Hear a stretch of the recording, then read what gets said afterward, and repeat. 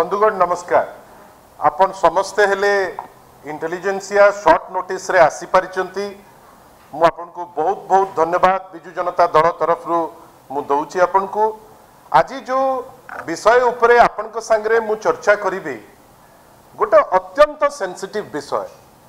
आपण भावंतु जणे केंद्र मंत्री श्री धर्मेंद्र प्रधान से ओडिशा आसुचंती।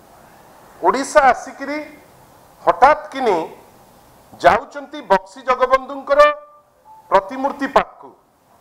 से पुणी एमिति जणे केंद्र मंत्री जे बक्सी जगबंधुंकर जो आंदोलन जोटा आमे प्रथम कहूचे जे स्वाधीनतार प्रथम आंदोलन बेली कहूचे पाइक विद्रोह को आज पर्यंत शिक्षा मंत्री शिक्षा क्षेत्र रे बा कोनोसी बही रे गोटे जगह दबा पाई से सक्षम हेई नांती। पार्लियामेंट रो पोर्टल रे ठिया हेई गोटे वक्तव्य मध्य देई पारि नांती जे मो ओडिया पुओ आ पाइक विद्रोह होउची प्रथम स्वाधीनता संग्राम कि प्रथम स्वाधीनतार आंदोलन। आज पर्यंत आमे धर्मेंद्र बाबू को मुहरु पदुटिए सेटा सुनी पारिलु नाही। किंतु गोटे विद्वेषर आभिमुख्य रखी जहाँ कहते वर्तमान मो पूर्वपरी जे आपन को एड्रेस करुतिले गोष्ठी भितर गोटे लड़ई करिबार गोटे कुत्सित चिंता रखी श्री धर्मेंद्र प्रधान आसी एठी पहुंचले। छात्र छात्रंक भितरे जेमती सारा ओडिसा रे निया लागू गोटे स्टेटमेंट देले रेवेन्सा उपरे समग्र राज्य रे वर्तमान ता उपरे प्रतिक्रिया प्रकाश पाइची। समस्ते छी छी करूचंती धर्मेंद्र प्रधान को। हठात किंतु धर्मेंद्र प्रधान आ ओडिसा रे नांती से दिल्ली उड़ी करी चली जाइचंती। हमर तांको प्रश्न अछि आपण कोन आसीथिले ओडिसा रे निया लगैबा पई? आपण कोन आसीथिले जे गोष्ठी भितरे दुईटी तीनटी चारोटी पांचटी जो विभिन्न स्टूडेंट ऑर्गेनाइजेशन भितरे जानी जानी करी गोटे लड़ाई करिबा पई?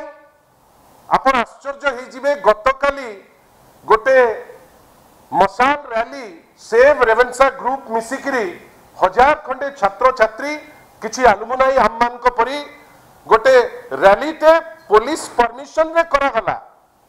से रैली सरिला बेलकु महाप्रभु धर्मेंद्र प्रधान से तो निजुकु भगवान ठारू टिके कम मनुरांती जेमती तांकर माने मुख्यमंत्री निजुकु जगन्नाथ कहबा पई पचौनांती। ये निजुकु जगन्नाथ कोटरू ऊपर बेली भाबुचंती। से 4-5 जन लोकन को रास्ता मझिरे ठिया करे चेष्टा कले जे केमती मारपीट हो। जेतबे मारपीट हेई नाही सेही व्यक्ति विशेष को जो माने समस्ते तांकर जो छात्र संगठन रे लिंक अछि आज जाइकरी मालगोदाम थाना रे 3टी मिछ एफआईआर दबा पाई उद्यम करिसंती। जो एफआईआर एपर्यंत रजिस्टर हेई नाही। एफआईआर कहा ना रे पुणी ना जे होचंती विधायक व्योमकेश राय मु निजे मुखपात्र बिजु जनता दल एवं इकराम खान जने व्यक्ति विशेष 3 जन ना रे जानी सुनी करी गोटे करा जाईची जे कोन ना यांक संगरे गोटे फॉल्स एफआईआर करबा पाई उद्यम करा जाईची जोटा एपर्यंत रजिस्टर हेई नाही। आमे आपन को माध्यम रे प्रथम कहबा को चाहूछु जे आपन माने हमकु ए जो इशू रे जेमिति आपन निजे ता भितरे पसिकरी जदी भाबुचंती इशूटी ठीक हमकु आपनकर समर्थन दरकार। द्वितीय धर्मेंद्र बाबू जदी कोसी एमिति गोटे वीडियो देखै देई पारिबे जदी तांकर गट्स अछि। धर्मेंद्र बाबू भीरू लोको तांको पाखरे किछि नथाई पॉलिटिकल फायदा पाई ओडिसा भितरे निया लगै देई करी चली गले। आमे आशा करूछु जदी धर्मेंद्र बाबूकर दम अछि से वीडियोटी को देखैबे जोठी किछि गंडगोल होईछि।